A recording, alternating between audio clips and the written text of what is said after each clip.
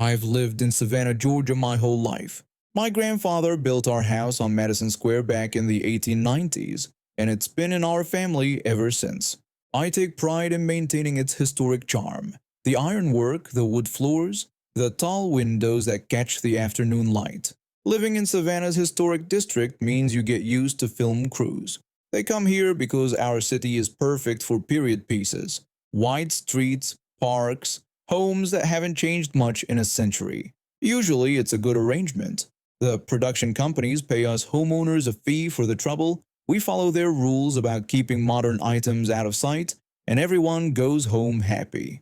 That changed in the spring of 1979. I was in my garden when a city official knocked on my door. He handed me a letter and told me he was delivering a notice about a film production in the neighborhood. I skimmed the document while standing on my porch. It detailed how a major television network would be filming a movie about the aftermath of Lincoln's assassination. They'd be shooting in our area for several weeks. What caught my attention was the missing mention of the usual compensation. I asked the official about the missing information regarding payment to homeowners. He explained that the production company wouldn't be providing compensation this time. He added that the city felt it was our civic duty to allow them to use our property as a backdrop. I protested, calling the situation ridiculous and pointing out that every other production had paid. I reminded him that this was my home, not a public park. The official shrugged and walked away, leaving me on my porch. I called several of my neighbors who had received the same notice. We agreed to approach the city council together. At the meeting, we were told to grin and bear it. The mayor cited the prestige and economic benefits the production would bring to Savannah. Most of my neighbors accepted this decision, but I wasn't having it. The first day of filming arrived. I parked my Cadillac in my driveway, knowing it would ruin their 19th century aesthetic. Within an hour, a production assistant was at my door. The assistant told me I needed to move my vehicle because they were about to begin shooting. I said this was my property and I would park where I pleased. The assistant tried reasoning with me, asking me to be reasonable because they had a schedule to keep. I said I was being reasonable and told them if they wanted to use my home, they should pay me the standard fee like everyone else does. They called the police, who sided with the production company. My car was towed at my expense. I was mad. The next day I talked to a lawyer who told me that the city had given the production company certain rights. I could file a lawsuit, but it would be costly and time-consuming. I needed another approach. For the next week, I watched their filming schedule. I noticed they were focused on capturing the row of homes facing the square, including mine. They'd invested lots of time and money in these shots. The perfect opportunity came when they scheduled a major scene directly across from my house. The night before, I went up to my attic and found something my grandfather had brought back from World War II. A large Nazi flag he'd taken as a trophy. He'd never displayed it, just kept it as a historical artifact. When the film crew set up their equipment the next morning, I waited until I heard the director call, "Action!" Then I opened my second-floor window and hung out the massive red flag with its black swastika. The reaction was immediate. The director yelled for everyone to cut the scene. The crew turned to stare at my house. The director walked toward my property. He told me to take the flag down, saying I was ruining their shoot. I told him about my First Amendment rights, saying I could display whatever I wanted on my own property. The director asked if I had any idea how much money I was costing them. He said they might have to scrap days of footage if that flag was visible in previous shots. I said it sounded like an expensive problem and suggested they should have considered paying homeowners like every other production does. The director walked off to make phone calls. Within hours, the production manager, city officials, and even the mayor were at my doorstep. The production manager said they could sue me for sabotaging their production.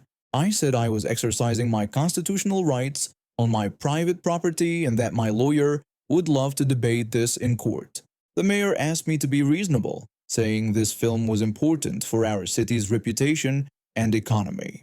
I pointed out how my civic duty suddenly mattered so much, yet the city didn't think twice about letting this company use our homes for free. Finally, after hours of back and forth, they gave in. The production manager presented me with a contract guaranteeing payment not just for me, but for all homeowners whose properties appeared in the film.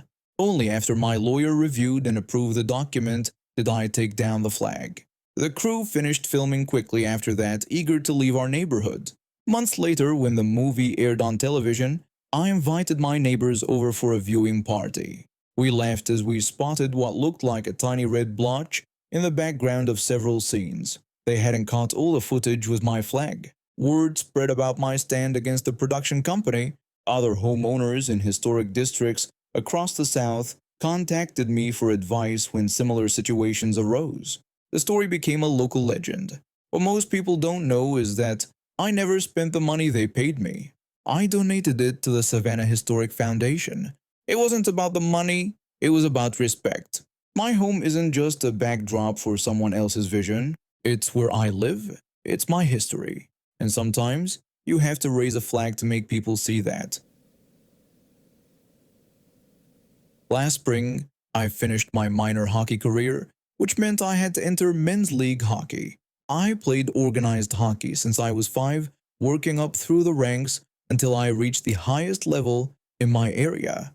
Once you age out of minor hockey, you have to find somewhere to play on your own. In November, I joined a local hockey Facebook group to find a place to play. That evening, I saw a post from someone looking for players for a casual game at a local arena, 10 p.m. on Sunday night. It seemed good, late enough to finish my weekend homework for college and still get to the rink with plenty of time. I commented on the post and the guy messaged me saying there was a spot available. He told me the cost was $20, which seemed fair for ice time. I was in. Sunday night, I got to the rink 30 minutes early. The organizer met me in the lobby and told me I was on the white team and to go to locker room 3. I went to the locker room and found several guys getting dressed, all wearing different jerseys. Nobody knew each other, just random hockey players looking for ice time. We talked as we got ready. One teammate asked if it was my first time playing here. I told him I just found the post on Facebook. Another guy said he was the same and had been looking for a casual game for weeks. When we went to the ice for warm-ups, I noticed something off. Our team had mismatched jerseys, but the opposing team wore matching custom orange jerseys with orange socks. They knew each other well. Their warm-up was coordinated, while our side was chaotic. The puck dropped and it was clear this wasn't the casual game that was advertised. The orange team had set plays, made good passes, and skated around us. They played like it was a playoff game. I handled myself okay since I played at a high level, but my teammates were struggling. The orange team played dirty. With no referee, they slashed wrists, tripped guys, and threw body checks. One orange player taunted my older teammate asking if he couldn't keep up. When my teammate said he thought this was no contact, the orange player said nobody told them that, and it wasn't their fault if we couldn't handle real hockey. As the game went on, the orange team got bored just outscoring us. They started targeting teammates with dangerous plays, hip checks along the boards, sticks to the back of legs, and blindside hits. Our team went from frustrated to concerned about safety. Another teammate said this was ridiculous and that he paid to play hockey, not to get hurt. By the second period, several teammates left after nasty hits, some limping, others just disgusted. The game ended early because we didn't have enough players left. We all paid $20 to get run over and mocked. I stayed in the locker room and sat next to the orange team's captain. I acted impressed with their team and asked how long they'd played together because they seemed coordinated. The captain told me they were a beer league team that played games on Saturday nights. When I asked about Sunday night, he laughed and took a drink from his water bottle. He said these sessions were their practice. They rented ice every Sunday and got random players through Facebook who didn't know what they were getting into. When I said guys didn't seem happy tonight, he said they always get complaints about hitting, and many players don't come back. He added it was getting harder to find new players each week, but he still made a profit on the ice rental, so it was worth it. I did some math. 11 of us paid $20 each. That was $220. The ice time probably cost around $150 to $180. So this guy made money while his team bullied players who just wanted to enjoy hockey. I left feeling angry but determined. I could have told the Facebook group admin, but I wanted to hit them where it hurt, their ice time. The next weekend, I watched the Facebook group closely. Friday night, the captain posted the same ad for Sunday. Comments started appearing from new players. I sent private messages to everyone who commented. I warned them about the Sunday game, saying it wasn't casual but a beer league team that tricked players to rough them up. I told them they played dirty with no referee and guys got hurt last week. Each person thanked me for the warning and went back to cancel with various excuses. The captain's post got more desperate as Sunday came closer, with fewer responses. I did this the next weekend too. After a couple weeks, the captain stopped posting. I called the rink to see if they'd given up their ice time. I asked about open ice on Sunday nights at 10 p.m. The attendant told me a beer league team practiced then, and it was the only open ice in winter. Learn to skate was on weekend mornings, minor hockey in afternoons and evenings, junior games at night, beer league on late Saturday, and this team on Sunday night. Nobody else wanted that time. That gave me an idea. If Sunday at 10 p.m. was their only practice time, what if I took it? I learned the captain booked sessions on Friday nights. Thursday evening I called the rink. I told them I wanted to book ice for Sunday nights at 10 p.m. for the next month for an adult learn to skate program. I used a fake name and company. The attendant said the time was usually booked by a regular team but they hadn't confirmed yet, so it was available. I took the slot for 4 weeks. The attendant said I could pay when I arrived Sunday. Now I controlled their ice time, but I didn't want to pay, so every Sunday morning I'd call the rink. I would cancel the learn to skate session, saying we didn't have enough participants. The rink would make it an open skating session for the public. This was too late for the captain to book, but the rink wouldn't lose money because families would pay to skate. I did this for a month, blocking the team from their Sunday slot. Finally, I called the rink one last time. I said my learn to skate company failed, so I wouldn't need Sunday nights anymore. The whole thing lasted about 2 months, November to January. I never heard from the captain or his team again. He stopped posting in the Facebook group. A few weeks later, I heard the Sunday night 10 p.m. slot was taken by a real beginner adult league where men and women were learning hockey for the first time in a supportive setting. This is what that ice time should be for. I found a new place to play with good guys. We play Saturday nights from 10 p.m. to midnight at a different rink. We're all good players, but we're there to have fun. If you're learning to play because I stole ice time from an entitled beer league team, you're welcome. Hockey is for everyone, not just jerks who use random players as practice dummies. I was at a gas station pumping gas into my sedan on a Tuesday afternoon. The station wasn't particularly busy, just your typical place with 3 or 4 islands of pumps. The 2 outside islands had diesel fuel, which is pretty standard for these places. One of these outside islands was blocked off with orange traffic cones and yellow caution tape. 2 utility workers were up in their bucket trucks, working on the wiring for the overhead lights. Everything was done by the book. Proper barriers, clear markings, the whole safety setup. I was halfway through filling my tank when this massive pickup truck came roaring into the station. The driver circled around once, then twice, getting agitated behind the wheel when he realized he couldn't access the blocked-off diesel pump. Then something strange happened. Instead of going to the other available diesel island, this guy double-parked his truck right in the middle of the lot. He got out, walked straight to the caution tape, and ripped it down with his hands. The tape fell to the ground as everyone around stared. The utility workers noticed, but they were still up in their buckets, so they couldn't do anything right away. Meanwhile, this guy was trying to parallel park his massive truck between the 2 bucket trucks. The blocked pumps were completely inaccessible, and even if he could reach them, the fuel cap on his truck was on the opposite side. During his parking attempt, he hit one of the bucket trucks with a loud bang. The impact was hard enough to shake the whole truck. The utility worker up in the bucket yelled down asking what the guy thought he was doing. The workers started lowering their buckets. They looked furious. Once they got to the ground, they approached the truck driver. The second utility worker told the man that the area was closed for maintenance and asked him to move his vehicle. The truck guy responded by shouting that he needed diesel right away and complained that he'd been driving all morning. When the first utility worker pointed out that there was another diesel island just nearby, things got worse. The truck guy's face turned red. He started pacing and pointing. The truck guy started screaming about how he was there first and that he always used this pump. He yelled that they couldn't tell him where to go. The workers looked at each other, confused by this outburst. I was confused too. What did he mean he was here first? The maintenance crew had been there for hours. By this point, the gas station attendant was on the phone behind the counter. I could see him gesturing toward the commotion while speaking. I assumed he was calling the police, which seemed right given how this guy was acting. The utility workers tried to reason with him for a few more minutes. The second worker explained that they were just doing their job and pointed out that the other diesel pump was only 50 feet away. He even offered that they'd be done in about an hour if the man wanted to come back later.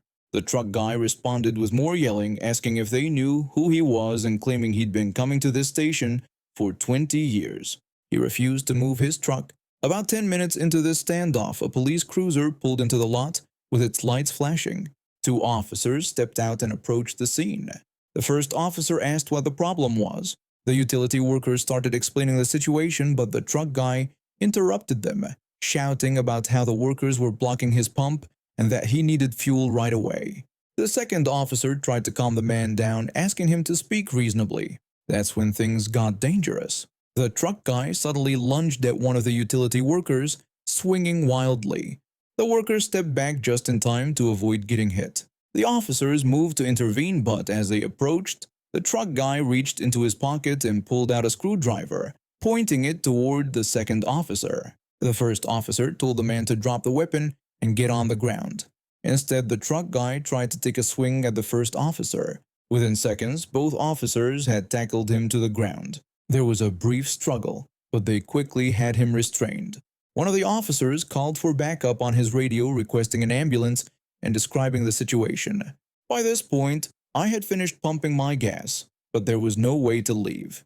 The police cruiser was blocking one exit, and the other was now filled with the truck guy's vehicle. Within minutes, 3 more police cars arrived, followed by an ambulance. The truck guy was still screaming as they placed him in handcuffs and leg restraints. They even had to put a mask over his face because he kept trying to spit at the officers. A local news van pulled up. A reporter and cameraman jumped out and started interviewing witnesses. I tried to stay hidden. I didn't want to be on the evening news. The paramedics checked the truck guy over before loading him into the ambulance.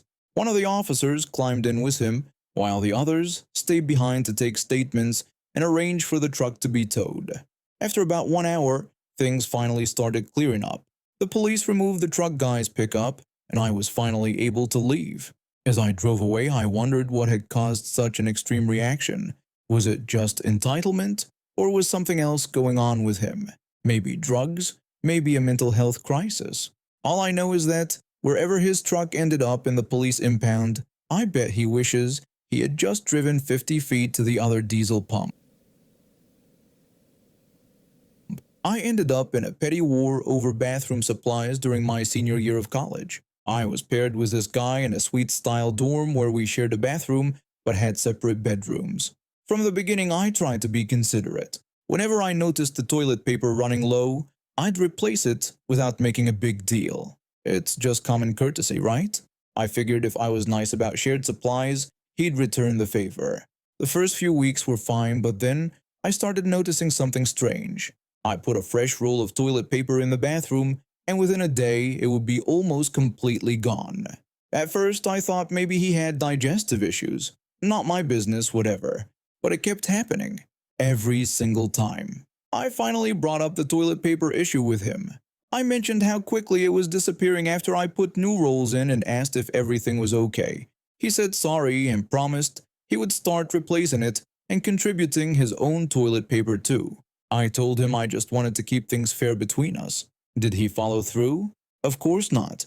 After about 2 weeks of continuing to supply toilet paper for what seemed like him and possibly his entire friend group, I decided to change tactics. I started bringing my roll with me to the bathroom and taking it back to my room afterward. This worked fine until I noticed another problem. My hand soap was disappearing way faster than it should have been. I didn't think much of it initially. Maybe I was washing my hands more often than I realized. But then came the moment that pushed me over the edge. One night I walked into the bathroom and spotted my hand soap bottle sitting on the floor of the shower. This wasn't a mistake. This dude had been using my hand soap as body wash. He didn't even try to hide it, couldn't even put it back by the sink. I stood there angry. We only had a few weeks left before graduation, and I really didn't want to deal with resident-assistant mediation or awkward talks when I was trying to focus on finals and job hunting. So I made a decision. Everything that belonged to me was coming out of that bathroom. Soap? Gone. Toilet paper? Gone. My shower caddy with shampoo and conditioner? Definitely gone. I kept everything in my room and only brought supplies in when I needed to use them. When graduation approached, we were all required to clean our dorms, including shared spaces like bathrooms. I knew my sweet mate wouldn't help. He'd been a slob the entire year. Hair all over the sink, toothpaste globs hardened onto the counter, shower that hadn't been scrubbed once. A few days before move-out, I returned to the dorm to start cleaning and noticed his bedroom door was open. The room was completely empty. No bedding, no clothes, no personal items. He had moved out early, but he'd left all his bathroom stuff behind. A bathroom rug, shower curtains, a small trash can, and a shower mat. I spent hours scrubbing that bathroom until it was spotless. The toilet, the shower, the sink, everything was cleaner than when we moved in. When I finished, I looked at all his abandoned bathroom items. Initially, I thought maybe he was planning to come back for them later. Lots of students can't fit everything in one trip and come back for the rest. But then I remembered all those months of stolen toilet paper and soap, and I made a decision. I gathered up all his bathroom items, took them to the laundry room, and washed everything thoroughly. Then I packed them neatly into my car along with the rest of my belongings. Were they technically his? Yes. Did I feel bad? Not even a little bit. I moved into my new apartment the next day and set up my bathroom with my own supplies plus his shower curtain, which was actually nicer than the one I had planned to buy, bathroom rug, and shower mat. The trash can went into my kitchen. Sometimes I wonder if he came back to get his things only to find an empty bathroom. Did he report the items missing? Did he assume the cleaning staff had thrown them away? Or did he realize that his toilet paper stealing, soap borrowing ways had finally caught up with him? I'll never know. But every time I step out of the shower onto that mat or glance at that shower curtain, I feel a small sense of justice.